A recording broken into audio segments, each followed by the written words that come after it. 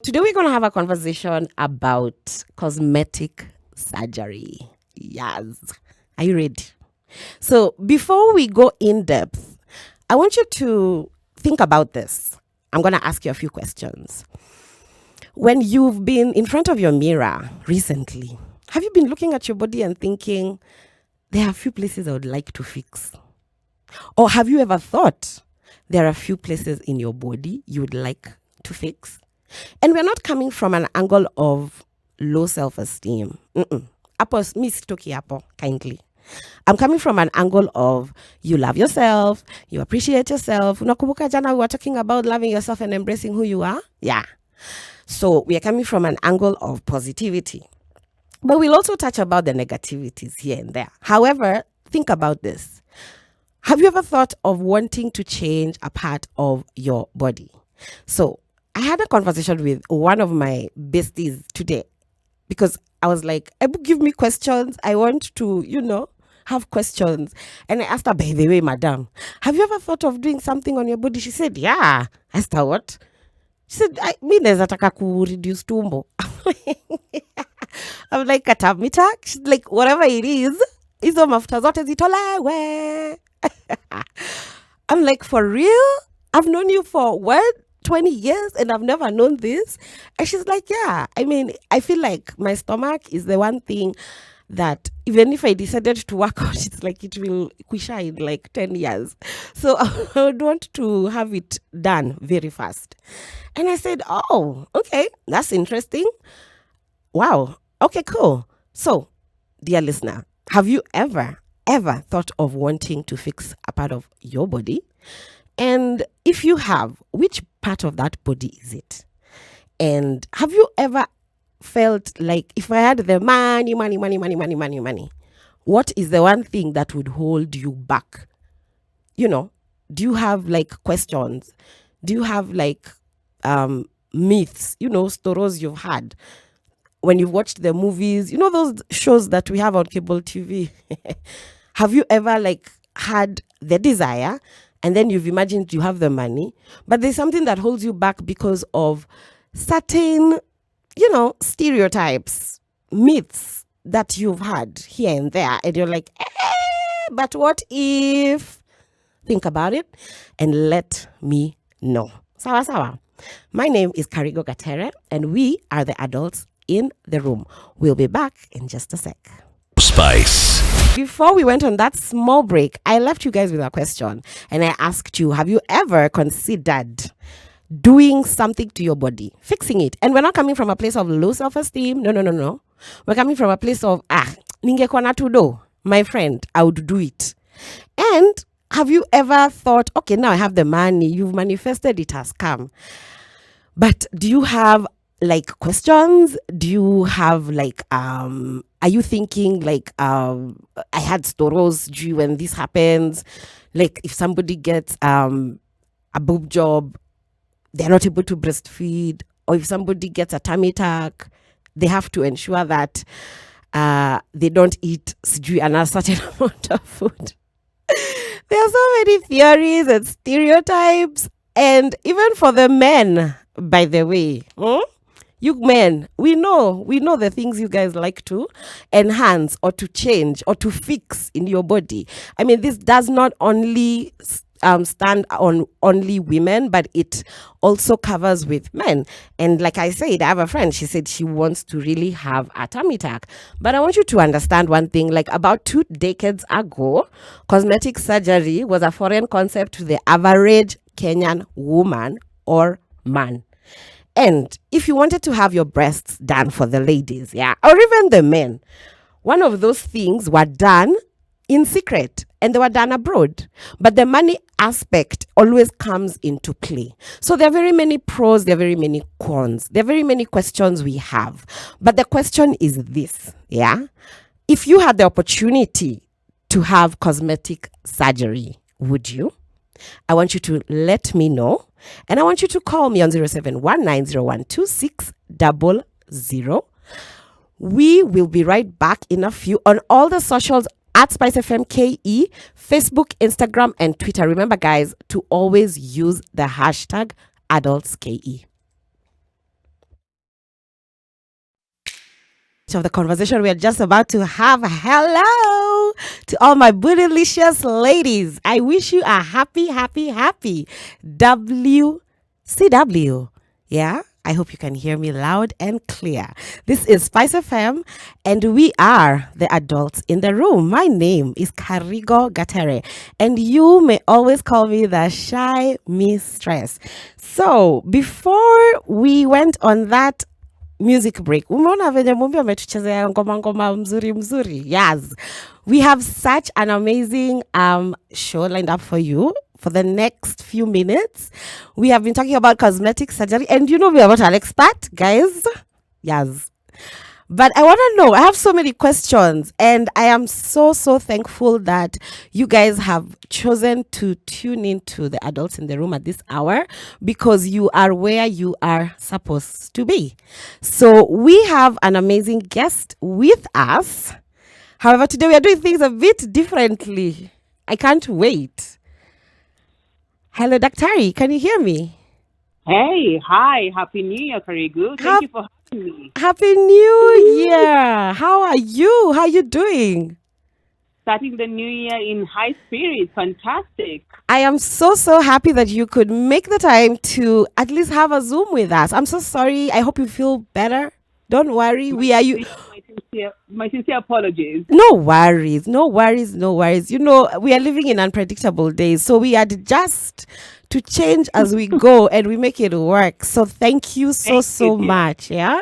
Thank you for having me. Tell me, in the interest of being the 5th of January, 2022, do you have any New Year resolutions, goals that you want to sneak peek and share with us?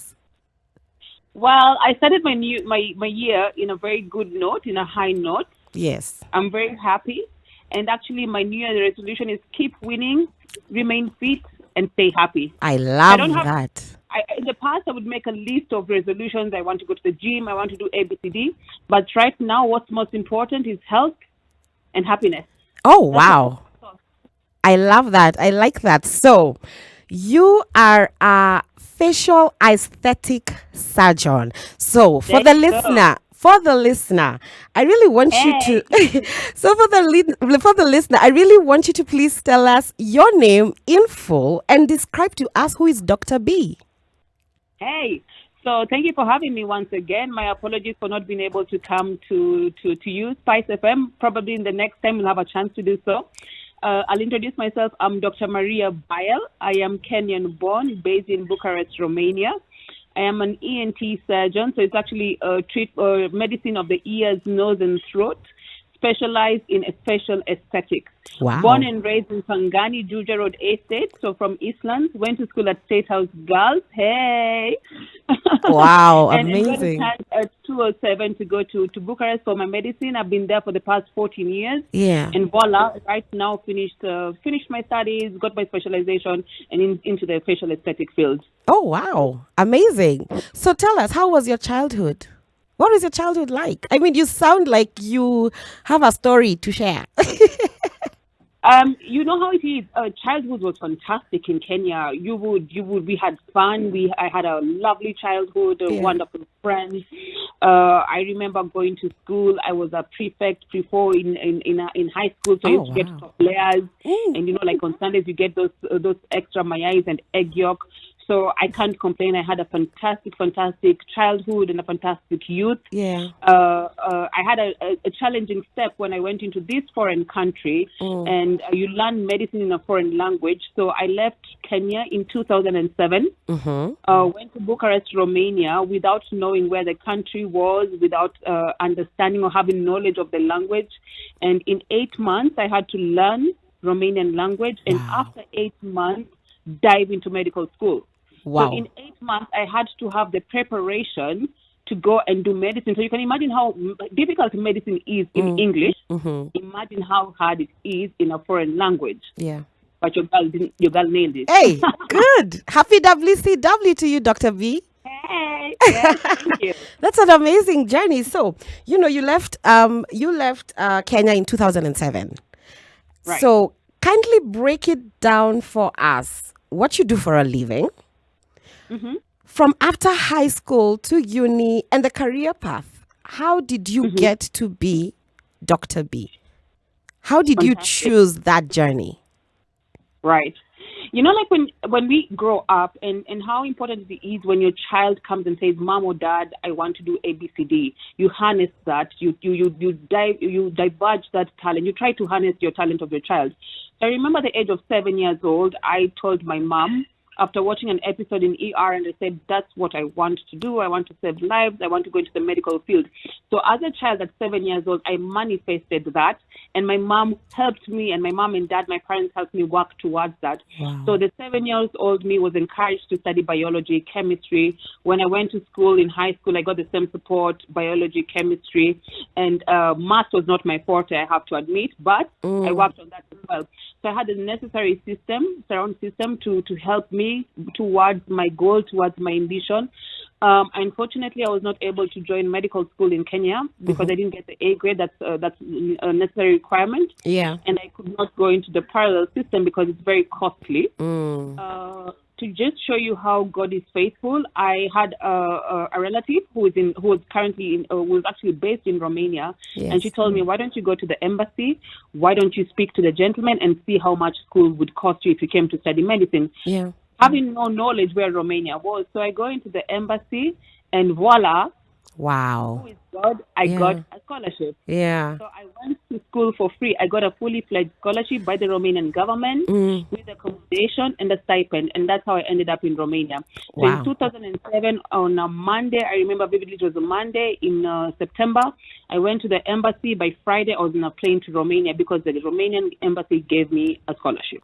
Amazing. Wow. So we've been having a small conversation just about cosmetic surgery, and I was asking the listener if there's ever a time they've ever wanted to fix something or make a nip clip, and it's not coming from a place of low self-esteem. It's just like, if I had the money, this is what I would want to do. So, because you are the expert on this amazing WCW day, Dr. B, what is the difference between cosmetic surgery and plastic surgery, and which is categorized for evasive and non-evasive? Wonderful. I love this question. So cosmetic surgery and aesthetic surgery is one and the same thing. Okay. No, actually, so in plastic surgery, you can have reconstructive plastic surgery, and you can have aesthetic stroke cosmetic plastic surgery.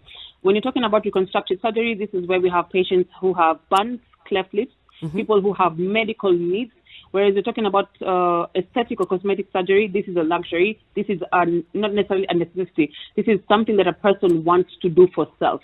Wow. Okay. Wow. Okay. Cool. And wow. we go and we dive into invasive and non-invasive procedures. Yes. Invasive procedures are procedures that you go under the knife, what we call, you're operated on. So it's under anesthesia, and you have long recovery period. Evasive operation is what we'd call like breast implants. Rhinoplasty, otoplasty, liposuction, abdominoplasty. So those are evasive procedures where you have to go under anesthesia, and you have a recuperative time, a long recuperative time. So which specific surgeries and treatments do you, Dr. B, specialize in, and why? So we are going to now go into what I love the most. I do non-invasive procedures, right? Which is really fantastic, and it's a big explosion. It's actually a revolution of cosmetic medicine, because right now we can actually get the same results with less time, with less downtime. So you don't have a long period of recuperation. You don't have complications, and you look good in by the time you leave in the office or by the time you leave in the clinic. Voila, the results are visible. Wow. And that's what you have chosen to say, this is me. This is what I'm going to do. Let me tell you how I got into aesthetic. Actually, I didn't get a chance to talk a little bit about that. Yes. So here I am. I finished my ENT specialty. As I mentioned, I'm an ENT surgeon by profession. That's the base of what I do. Yeah. And I had the opportunity accidentally to happen to get employment under, in my opinion, a guru. He's a cosmetic genius. My boss is Dr. Stan Constantine, who is actually a world-renowned plastic surgeon, and he took me under his wing. Wow. When I was studying medicine, this is someone who was like a mentor to all of us medical students. This is someone that we looked up to. This is someone that we really appreciated. And when I got a chance to work under him, it was an opportunity that you couldn't say no to. Yes. Especially taking into consideration that I'm a woman of color and I'm a woman. And this is actually a very male-dominated field. So the minute I got that chance to work under him, I said, you know what, it's my time, and I took it. Yes. Having considered that I'm African, coming from a modern society, plastic surgery is something that we don't really talk about. Cosmetic surgery is something we don't talk about. Yes. So going into this clinic, I'm a little bit shy. I'm thinking, oh, wow, these procedures are quite vain. You know, do we really need to do these procedures? Then I go into this very beautiful clinic and I get exposed to how our patients felt afterwards. I got to see the benefits of these procedures. Then that is how my love for facial aesthetics was born. Wow. That's amazing. And I like the fact that you brought out that, you know, cosmetic surgery is what we do not talk about in Kenya then, when you were beginning and, you know, when you were choosing to venture into that specific. But now I want you to kindly break it down for us. Yeah. With that in mind, what are some of the stereotypes you, Dr. B, have experienced in Kenya about cosmetic surgery so far, 2022? And what is, and also what is out there that many folks are misinformed about when it comes to cosmetic surgery? So the stereotypes and what are the misinformation? Yeah. Karigo, thank you for this question. It's actually a very important question. Yeah. So coming into this space, I said I am a child of the soil. Okay. I say I am born Kenyan. I want to raise the Kenyan flag. I want to raise the Kenyan flag high. So I come home very open-minded and thinking, okay, let's talk about this topic. Yes. It's a topic that's actually quite shunned about. It's a topic that's not addressed. It's a topic that people find difficultly talking about. Because what I've come to understand, people assume plastic surgery is changing yourself. It's becoming a new Michael Jackson. It's becoming a new Donatella Versace, for example. But quite on the contrary, that is not what plastic or cosmetic surgery is all about. Yeah. Cosmetic surgery is about self. It's about you wanting to feel good with yourself. Tariq, let me ask you a question. When you have a toothache, don't you go to the dentist? Definitely. Oh, definitely. When you want your hair done, don't you go to the salon? Oh, definitely. So if someone wants to feel good by going to get these procedures, why not? And right? Yeah. So the stigma I have faced, or the stereotypes, is quite a lot. So people think, oh no, you're wonderfully and beautifully created by God. Why would you change that?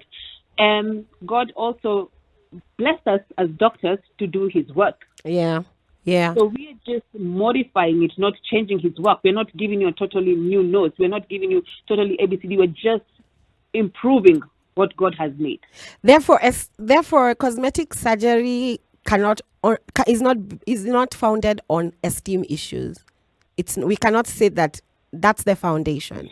Or are there times that the foundation has been from esteem issues?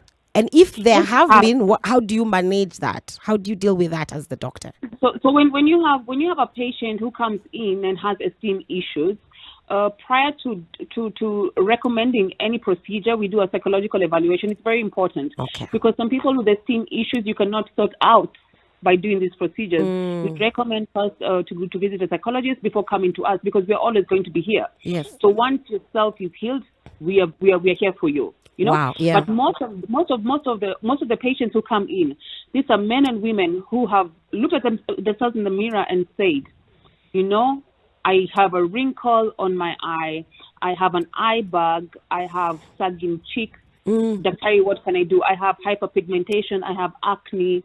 Daktari, I'm having my brows are falling apart, or I have a double chin. What do I do? So they come into our office space, and we have these honest and transparent conversations. Yeah. Unfortunately, one thing the Kenyan market needs to embrace is open conversations. It's something new. It's nothing bad.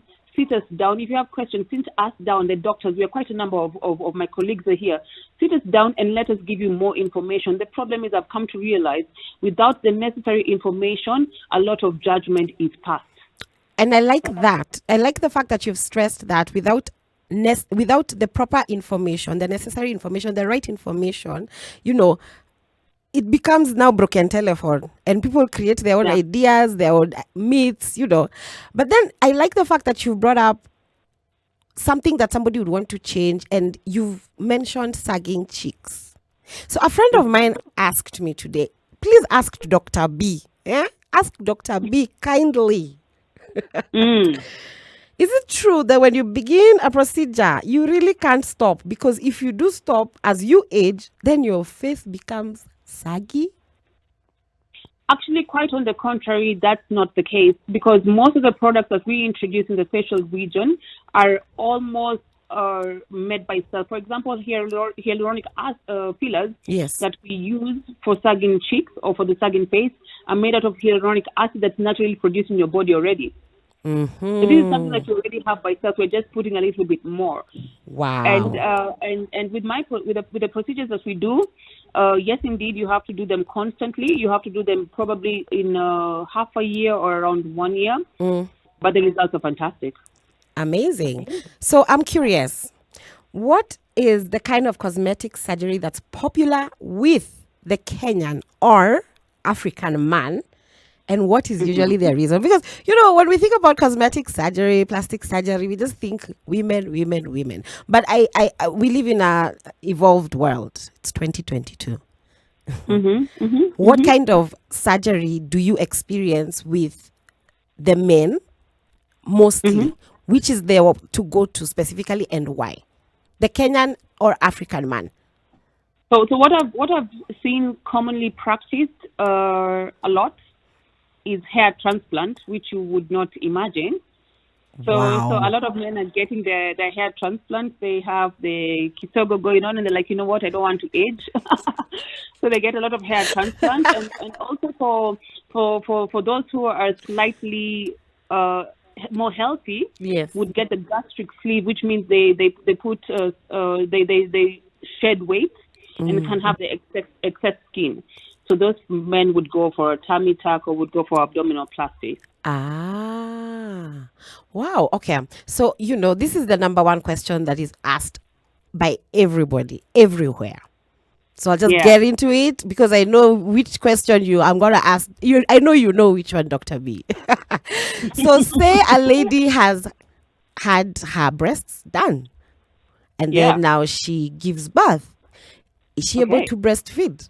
That's the number one question. Okay. Absolutely, because you know what, we put the implant under the muscle. So the muscle is not affected, the mammary glands are not affected, so you can feed up to even 10 children if you want. Wow. So we don't affect it, the implant does not affect the breast. And the boobs won't sag? They stand at tension all the time. Are you for real? I'm telling you. I'm so ready. So how much would that cost? So you know what? Everything is always tailor-made. And I always say, Hakika Kosana. So you come, we talk, we'll always meet halfway. You know how it is. We'll meet halfway. Yeah. Okay, cool. Okay. Tutaongea kando. So anyway, tell me, as Dr. B, so far, what are some of the challenges that you've experienced with what you do? As I mentioned, coming into the Kenyan market, I understood there was a lot of misinformation, and a lot of people felt some type of way, which is understandable. When you're coming into a new field and you don't have that exposure, you're going to be very judgmental. So I felt a lot of, let's say, harshness, which is okay. But I'd like people to understand that it is new, it is not bad. I got someone who told me the other day. That Daktari, we don't need aesthetic procedures in Kenya. We need proper healthcare. And I told him, those are your leaders that you're supposed to tell to do their jobs well. Not Daktari. I have done my part. I've gone to school. This is my career. Okay. If you want proper healthcare, then it's our leaders we need to call to question and tell them, why do we not have accessible healthcare? So finally, Daktari, please tell us, what should Kenyans be expecting from you in the near future? Wonderful things, surprises.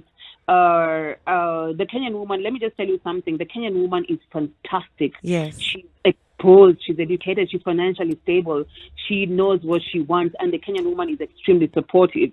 So actually, I've received quite a lot of support.